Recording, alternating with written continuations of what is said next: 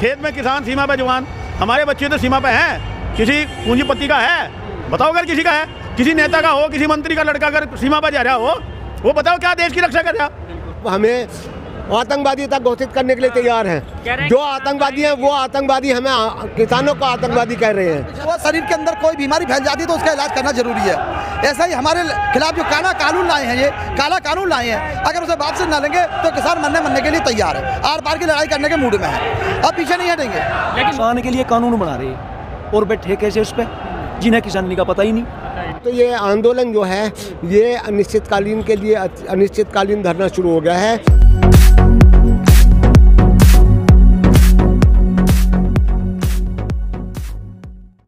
लगातार पूरे देश भर में किसान जो है मोदी सरकार द्वारा लाए गए कानून का विरोध कर रहे हैं। दिल्ली में लगभग सभी बॉर्डर सील कर दिए गए हैं। इस वक्त हम गाजीपुर बॉर्डर पर मौजूद हैं। यहाँ पर भी जो है तमाम किसान इकट्ठा हैं और दिल्ली में रामलीला मैदान या जंतर मंतर जाने की मांग कर रहे हैं, लेकिन सरकार उनको जाने वहाँ नहीं दे रही है। बुराड़ी में कहा गया है कि आप वहाँ प्रदर्शन कर सकते हैं, तो वहाँ क्यों नहीं जा रहे हैं? वहाँ पर हमारा कोई प्रदर्शन करने का मतलब नहीं है। जो वो तो प्रवचन के लिए जगह है और वो ही न सरकार की है, समझे। जहाँ पर हमारा आज तक प्रदर्शन होता रहा, जो जगह मुकर्रर की गई है, वो बोट क्लब है, जंतर मंतर है या हमारा रामलीला मैदान है, वहाँ पर हम जाने के लिए तैयार हैं। और अब तो ये आंदोलन जो है ये अनिश्चितकालीन के लिए अनिश्चितकालीन धरना शुरू हो गया है।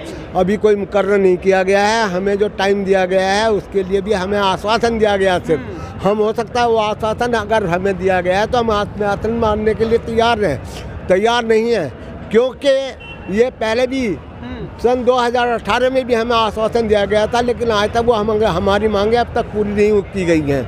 इसलिए अब आने वाले टाइम में हमें उग्रवादी यानी अब हमें आतंकवादी तक घोषित करने के लिए तैयार हैं। जो आतंकवादी हैं वो आतंकवादी, हमें किसानों को आतंकवादी कह रहे हैं, समझे।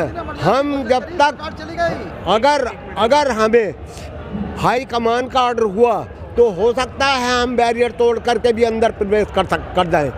और आगे आने वाले टाइम में सरकार के खिलाफ हर किसान सरकार के खिलाफ होगा। इस सरकार को मानने के लिए कोई अब तैयार नहीं है। ये जो पार की ठान ली है इस बार की, आर पार की लड़ाई है इस बार, अब आर पार की लड़ाई है। चलिए क्या कहना चाह रहे हैं बताइए। हमारा सोनिया गांधी के कार्यकाल का जिक्र कर रहे थे आप। मैं सोनिया गांधी ने इंदिरा गांधी की बात कर रहा था। इंदिरा गांधी सन 76 में जो किसानों से टकराव हुआ और उन्होंने इमरजेंसी लगवा दी। इमरजेंसी लगाने के बाद जब वोटिंग हुई तो वो सरकार चली गई। ऐसे नरेंद्र मोदी को हमने चुना था, हमने ये समझ के चुना था कि वो सही काम करेंगे, लेकिन जब जो शरीर के अंदर कोई बीमारी फैल जाती है तो उसका इलाज करना जरूरी है। ऐसा ही हमारे खिलाफ जो काला कानून लाए हैं, ये काला कानून लाए हैं, अगर उसे वापस न लेंगे तो किसान मरने के लिए तैयार है, आर पार की लड़ाई करने के मूड में है, अब पीछे नहीं हटेंगे। लेकिन मोदी अमित शाह जी तो कह रहे हैं कि हम बात करने के लिए तैयार हैं, वो लोग अपना धरना प्रदर्शन रोक लें तो बुलाओ ना। हम कब वार्ता से मना कर रहे हैं? बुलाओ, बात करो ना। हम मना कब कर रहे हैं? वार्ता करो, हमको लड़ने थोड़ी आए। वार्ता करो किसानों जो हमारे पूरे भारतवर्ष का संगठन है, संगठनों से लोगों से बात करो, कोई मना थोड़ी कर रहा। इन्हें पता ही तो नहीं भाई। मैं भारतीय किसान यूनियन मंडल अध्यक्ष सहारनपुर बोल रहा। मेरा मकसद कहने का जी बिना नहीं पता किसान किकर पैदा करें कि ढंग से नहीं बेचे है। MSP रेट ये भारत अधिकारी है, उसके एक कानून ये लिया दो ना, जो इस पर कम खरीद होगी उस पर कानूनी कार्रवाई होगी जो भी खरीदेगा। हम तो चाह रहे जो हमारा जो है वो जो MSP रेट है हमें वो सही रेट मिल जा, जो भी हमारा निर्धारित हो रहा। गेहूँ का रेट है, धान का रेट है, इस तक का हमारा खरीद ना हो। अगर हमारी खरीद हो तो वह सही रेट पर और तक कम अगर हो तो हम चाहें कानूनी कार्रवाई हो उसके खिलाफ। रही इसके बाद खेत में किसान, सीमा पर जवान। हमारे बच्चे तो सीमा पर हैं, किसी पूंजीपति का है, बताओ अगर किसी का है, किसी नेता का हो, किसी मंत्री का लड़का अगर सीमा पर जा रहा हो, वो बताओ क्या देश की रक्षा कर रहा। यहाँ बैठ कर कलम ताकत तो दिखा रहे। ये तो निकाह ज्ञानी जिसने भी किसान का आत्म दिखाई वह जड़ों चली गई। पीछे सुनो, राहुल गांधी ने कहा था अकबर गन्ना बोवा है, इतना गुड़ी बोलो जी। बिना नहीं पता सरकार में बैठे ना गुड़ पैदा हो या गन्ना पैदा हो, गन्ने तो गुड़ बनता होगा, ये क्या गुड़ी बोलो आई थी भाई। हम तो कहे जो पिछले थे उनसे तो मैं जो है पिछले थे ना वही चौखे को आए इसने कह दे भाई मोदी इतना बढ़िया आदमी है, किसान क्यों करेगा। किसान के लिए क्या दिया? पहले भाषण में कह दे किसान का कर्जा माफ करेंगे और कर्जा लग रहे थे। बैंकों का कर्जा हो रहा है, बिजली का यूपी में सबसे ज्यादा दाम है बिजली का, है नहीं क्या? आपने तो पता, आज अगर तरस है किसान बिजली की तरफ है, गन्ने का पेमेंट नहीं हुआ, अगला गन्ना लग रहा जान, सरकार क्या दे रही? किसान तो बताओ ना क्या दिया? अगर किसान तो इन्हें दिया, बैठ के हमारे नेता होते राके टिकेट जीत है, चौधरी नरेश टिकेट जीत है, और भी जो दल है, जो भी किसान है, जो संगठन है, इनसे बात करो, ये पता लगेगा क्या सच बोले क्या झूठ बोले। एक बात बताओ, ये बैठ के वहाँ कर रहे बात, उसमें इन्हें पता है काश्तकार की कितनी लागत आ रही? काश्तकार बताओगा ना, काश्तकार ने देखो कितनी लागत, दुगुनी कहाँ में, हमारी ऐसी लागत हो तो रोटी दे दो भाई। हमारा मकसद कहने का है, अगर उन्हें हमारी दुगुनी आमदनी कहे, दुगुनी आमदनी करेंगे, क्या आमदनी करी बताइए आप? हम आपके माध्यम से चैनल से बताना चाह रहे, अगर उन्हें किसान का कुछ दिया हो, क्या दिया? एक वो 6,000 रुपये दे रहे, हम कहे वो भी ना दो, हमारा गन्ने का जो पेमेंट है वो पेमेंट करा दो। हमारा जो हमारा जो है जिस पर आज रेड हो रही, हम कहे हमारा जो इतना भी इन्हें रेट दिया, इन्हें 1800 कुछ रेट दिया धान का, मोटे धान का 4,000 तक पीछे बिक गया पिछले सीजन में। आज क्या बिक रहा? वही 800 1000 रुपये यहाँ कट रहा। कारण क्या होगा? अब सरकारी खरीद नहीं हो रही। अगर सरकारी खरीद है, वहाँ कभी बताया मैं गिल्ला है, कभी कहे भाई भी तुलने का नहीं। अच्छा, लोगों ने क्या करा, मजबूरी में देना पड़ा है।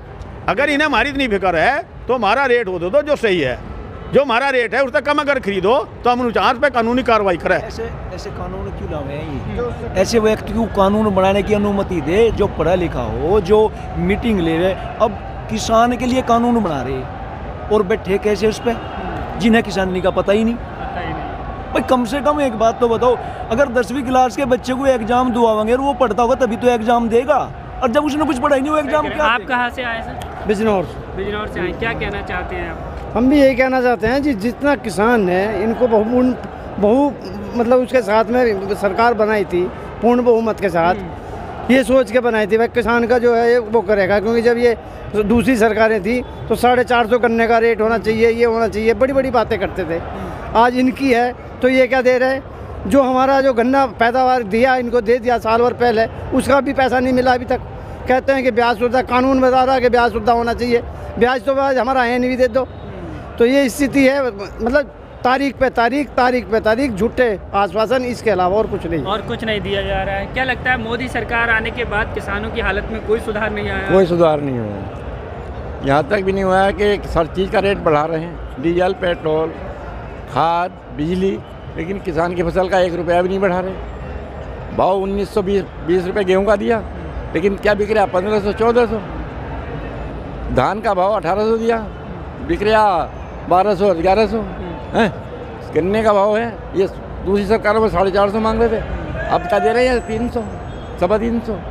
तो ऐसा शोषण क्यों हो रहा है? शोषण नहीं होना चाहिए।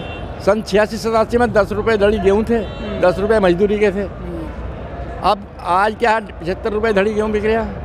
भाव कितना हो गया मजदूरी का? 400 रुपये। हमें आप 400 में 200 दे दो, हम खुश हैं, लेकिन हमारा भी तो कुछ बढ़ा कर दो। देश के अन्नदाता पर आज जब वो दिल्ली में आना चाह रहा था तब उस पर लाठीचार्ज, वाटर कैनन किया जा रहा है, आंसू गैस के गोले छोड़े जा रहे हैं। तो ये जो इसकी नाराज़गी का खामियाजा उठाना पड़ेगा इन्हें, जो ये कर रहे हैं किसान। हाँ, खामियाजा इन्हें उठाना पड़ेगा, सरकार को उठाना पड़ेगा। सरकार अपनी वायदे से झूठी हो रही है, मुकर रही है, इसलिए हम लोग यहाँ आए हुए हैं। तो क्या मोदी सरकार के खिलाफ एक नाराज़गी है किसानों में बहुत ज़्यादा? नाराज़गी तो है ही, नाखुश है किसान इससे, इस सरकार से नाखुश है, क्योंकि इसका कोई समाधान ये निकालने को तैयार नहीं है। ठीक है, हमारे बीच आओ, जैसे कि सब लोग बैठते हैं, हम भी उन्हीं के साथ बैठेंगे। अपनी पुलिस फोर्स एक तरफ कर दो, हमारे साथ बैठ के बात करो, हमारे जगह से बात करो। हम शांति चाहें, हम और कुछ विवाद नहीं चाहते। अपने अपने प्रदेश से सब लोग आए हैं, बिहार से भी आए हैं, बंगाल से भी आ रहे हैं, गुजरात से भी आ रहे हैं, यूपी से भी आ गए, पंजाब से भी आ गए। ठीक है, हम सब लोग आ गए। अब हमारा समाधान करना प्रधानमंत्री के अधिकार में है। मुख्यमंत्री भी तो पीछे रह गए, प्रधानमंत्री है और वो अमित शाह साहब है, वो हमारा समाधान कर दो, हम वापस चले जाएंगे।